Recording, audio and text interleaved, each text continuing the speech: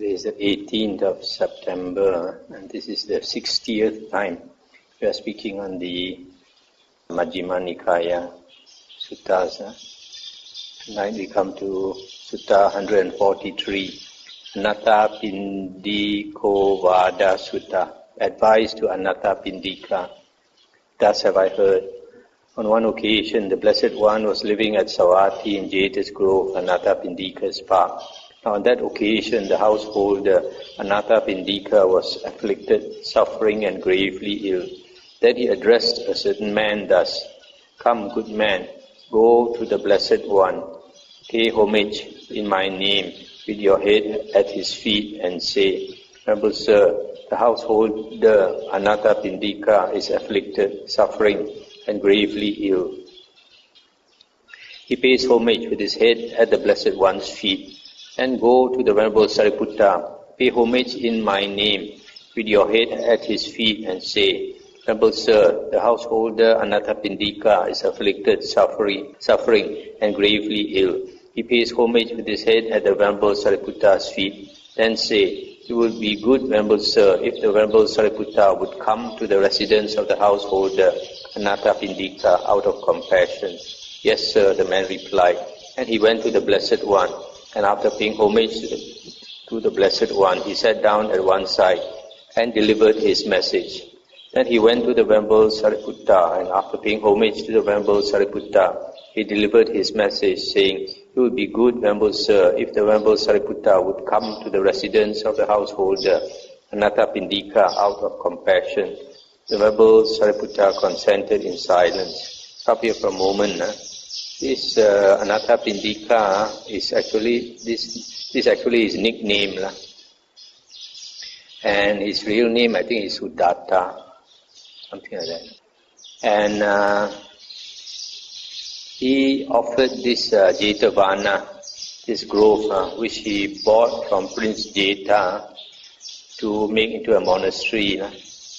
And it is probably one of the Buddha's favorite monasteries because he spent the most number of vasas, rains retreat, in this monastery compared to other monasteries.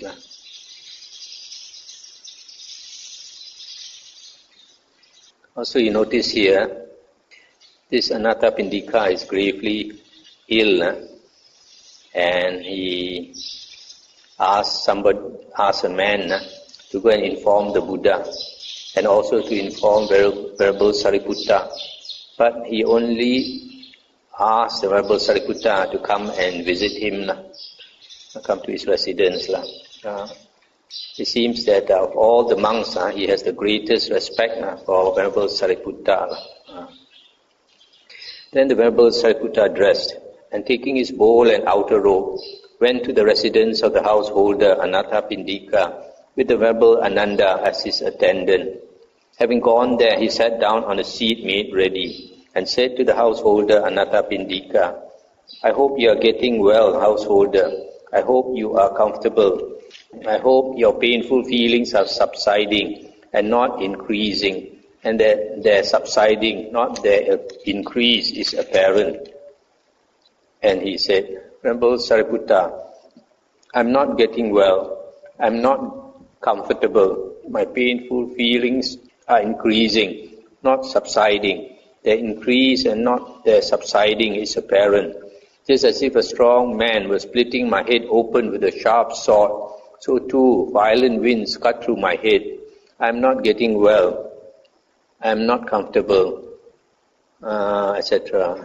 Just as if a strong man were tightening a tough leather strap around my head as a headband, so too there are violent pains in my head. I am not getting well. I am not comfortable, etc. Just as if a skilled butcher or his apprentice were to carve up an ox's belly with a sharp butcher's knife, so too violent winds are carving up my belly. I am not getting well. Just as if two strong men were to seize a weaker man by both arms and roast him over a pit of hot coals, so too there is a violent burning in my body. I am not getting well. I am not comfortable. My painful feelings are increasing, not subsiding. Their increase and not their subsiding is apparent." Stop here for a moment. You see here in paragraph 3, Venerable Sariputta dressed and taking his bowl and outer robe, went to the residence of the householder Anathapindika with the Venerable Ananda as his attendant. During the Buddha's time, this was the norm. If a monk goes somewhere to either to a family to visit, like in this case, or maybe to the nuns' quarters to teach the Dhamma, is always accompanied by a more junior monk as the attendant. Nowadays, very few monasteries practice this, and those, except those who keep very strict Vinaya. And also, you notice in paragraph 4, this Anathapindika, he said his painful feelings are increasing, and as if a strong man was splitting my head open with a sharp sword. So violent winds cut through my head. As if a strong man were tightening a tough leather strap around my head. Violent pains, there are violent pains in my head. Just as if a butcher were to carve up an ox's belly. So two violent winds are carving up my belly. Just as if two strong men were to seize a weaker man and roast him over a pit of hot coals. So too, there is a violent burning in my body. So you can see from his description, his pains are very severe. And these are the death pains when somebody is about to die. All these pains are like that. So in a few years' time, when our time comes, you can expect all this before you pass away. For a lot of people. Then householder, you should train thus: I will not cling to the eye, and my consciousness will not be dependent on the eye. Thus you should train. You should train thus: I will not cling to the ear, and my consciousness will not be dependent on the ear. Similarly, I will not cling to the nose, to the tongue, to the body, to the mind, and my consciousness will not be dependent on these sense bases. Householder, you should train thus: I will not cling to forms, I will not cling to sounds, to odors, to flavors, to tangibles, to mind objects, and my consciousness will not be dependent on these external sense objects. Thus you should train. Householder, you should train thus: I will not cling to eye consciousness, to ear consciousness, nose consciousness, tongue consciousness, body consciousness, mind consciousness, and my consciousness will not be dependent on these sense consciousness.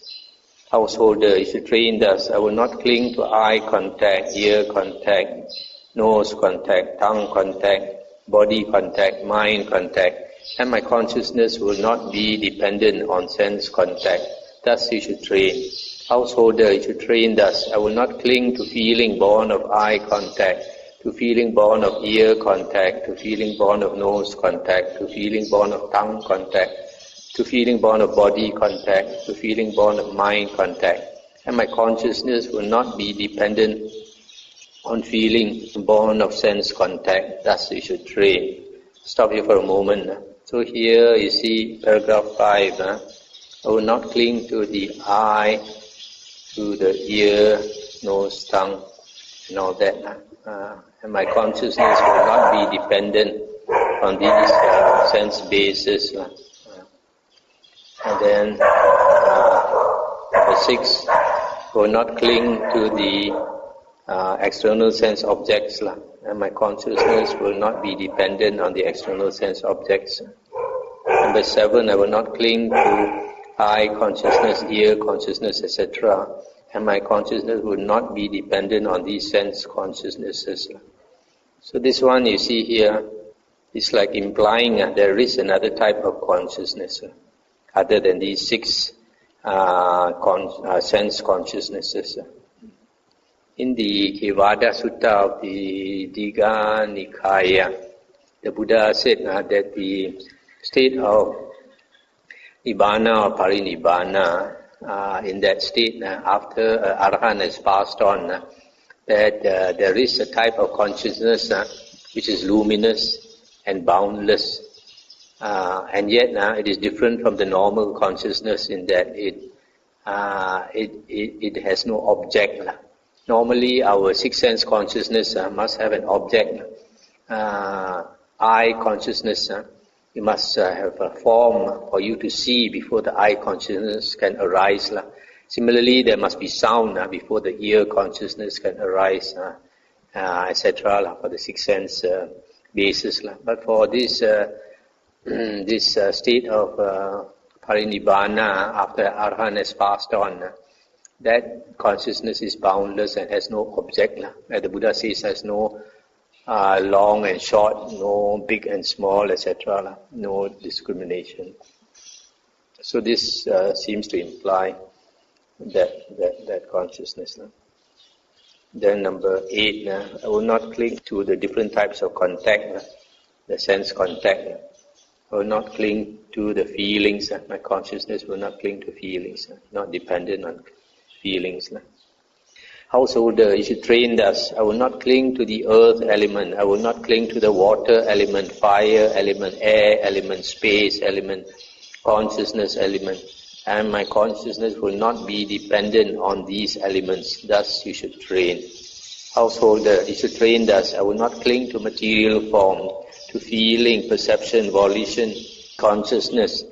And my consciousness will not be dependent on these aggregates. Householder, you should train thus. I will not cling to the base of infinite space, to the base of infinite consciousness, to the base of nothingness, to the base of neither perception nor non-perception. And my consciousness will not be dependent on these arupas or arupa jhanas. Thus should you train. Householder, you should train thus. I will not cling to this world, and my consciousness will not be dependent on this world. I will not cling to the world beyond, and my consciousness will not be dependent on the world beyond. Thus you should train. Householder, you should train thus. I will not cling to what is seen, heard, sensed, cognized, encountered, sought after, and examined by the mind, and my consciousness will not be dependent on that. Thus you should train.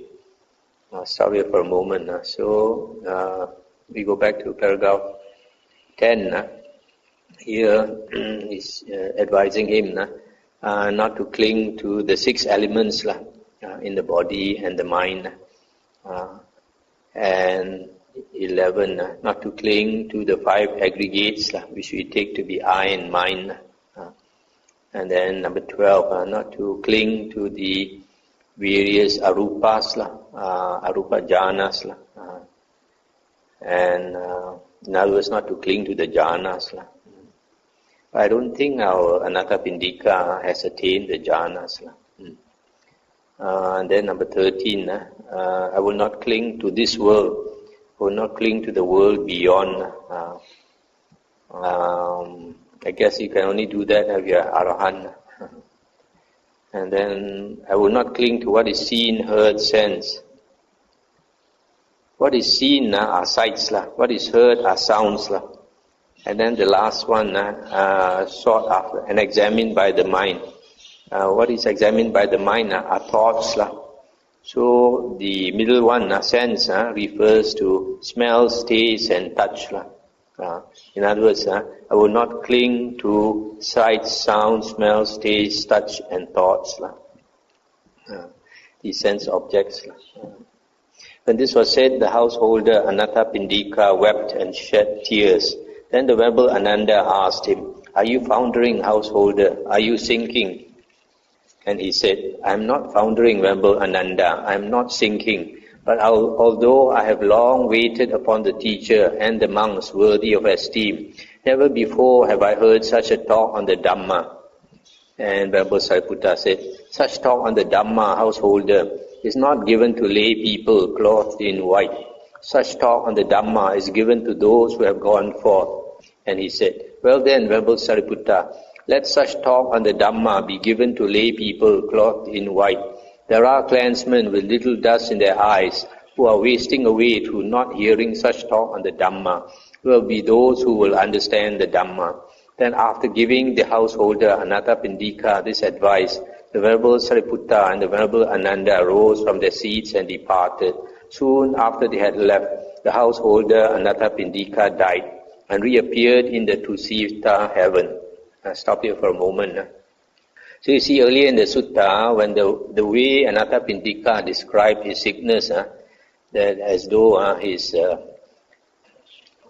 description, as though you are saying that his painful feelings are increasing, violent winds cut through the head, violent pains in the head, violent winds carving up the belly, violent roasting in the body, all this. After Venerable Sariputta heard, Venerable Sariputta realized this man is going to pass away very soon. So gave him very serious talk on the Dhamma, which is normally only given to monks.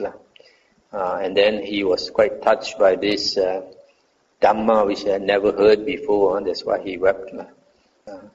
So you see, after Venerable Sariputta and Venerable Ananda left, Anathapindika passed on and reappeared in the Tusita heaven. This is interesting, his rebirth in the Tusita heaven. Why? Because this Anathapindika is the man, you can say, who gave the most material offerings to the Buddha and the Sangha. The layman who gave the most. The laywoman who gave the most was Visakha. So, Anathapindika, you can see he has perfect dana. He has done perfect dana. You cannot do higher offering, material offering, than to the Buddha and the monk and nun Sangha. And then I guess somebody like Anathapindika, having heard a lot of Dhamma from the Buddha, staunch supporter of the Buddha, he must have been keeping very good sila also. But as a layman, I don't think he really meditated and attained the jhanas. So you see, somebody who has perfect dana and sila is reborn in the Tusita heaven. So you can guess from here that if you just rely on dana and sila, generosity and moral conduct, the highest you can go, I can expect to go is to be reborn in the Tusita heaven. So this is the fourth heaven in the sensual desire realm. The lowest is the heaven of the four great heavenly kings. The second is the Tavatimsa heaven, the heaven of the 33 gods. And then the next is the Yama gods. And then the fourth is Tusita heaven. The fifth is Nimanarati heaven. And the sixth is Paranimita Vasavati heaven. The fifth and the sixth, they have very high blessings, so much so that when they just think of anything they want, it appears. So it seems to me that only people who practice a spiritual path generally are reborn in the fifth and the sixth heaven, or higher than that, Brahma heavens. So you see somebody like Mara, he's born in the sixth heaven, sixth heaven or sensual desire realm. So I have a feeling somebody like Mara must have been a cultivator, possibly a monk in the previous life. But the ego, he cannot let go of the ego. So although he has a lot of blessings, because of the ego, he's reborn as Mara, or somebody else might be born in Mara's retinue. So have a lot of blessings, but this shows this ego is very important. It's very important to cut, to eliminate. Otherwise, you'll be joining Mara up there. Then when the night was well advanced, Anathapindika, now a young god of beautiful appearance, went to the Blessed One, illuminating the whole of Jeta's grove. After paying homage to the Blessed One, he stood at one side and addressed the Blessed One in stanzas. Oh, blessed is this Jeta's grove, dwelt in by the sagely Sangha, wherein resides the King of Dhamma, Dhammaraja, the fount or source of all my happiness. By action, knowledge and Dhamma, by virtue and noble way of life, by these are mortals purified, not by lineage or wealth. Therefore, a wise person who sees what truly leads to his own good should investigate the Dhamma and purify himself with it. Sariputta has reached the peak in virtue, peace, and wisdom's ways. Any monk who has gone beyond, at best, can only equal him. That is what the young god Anathapindika said, and the teacher approved. Then the young god Anathapindika, thinking, the teacher has approved of me, paid homage to the Blessed One, and keeping him on his right, he vanished at once. When the night had ended, the Blessed One addressed the monks thus, Monks, last night when the night was well advanced, there came to me a certain young god of beautiful appearance who illuminated the whole of Jeta's grove. After paying homage to me, he stood at one side and addressed me in stanzas thus, O blessed is this Jeta's grove, dwelt in by the sagely Sangha, etc. That is what the young god said. Then the young god, thinking, the teacher has approved of me, paid homage to me, and keeping me on his right, he vanished at once. When this was said, the Venerable Ananda said to the Blessed One, Surely, Venerable Sir, that young god must have been Anathapindika, for the householder Anathapindika had perfect confidence in the Venerable Sariputta. Good Ananda, you have deduced the right conclusion. That young god was Anathapindika, no one else. That is what the Blessed One said. The Venerable Ananda was satisfied and delighted in the Blessed One's words. Okay.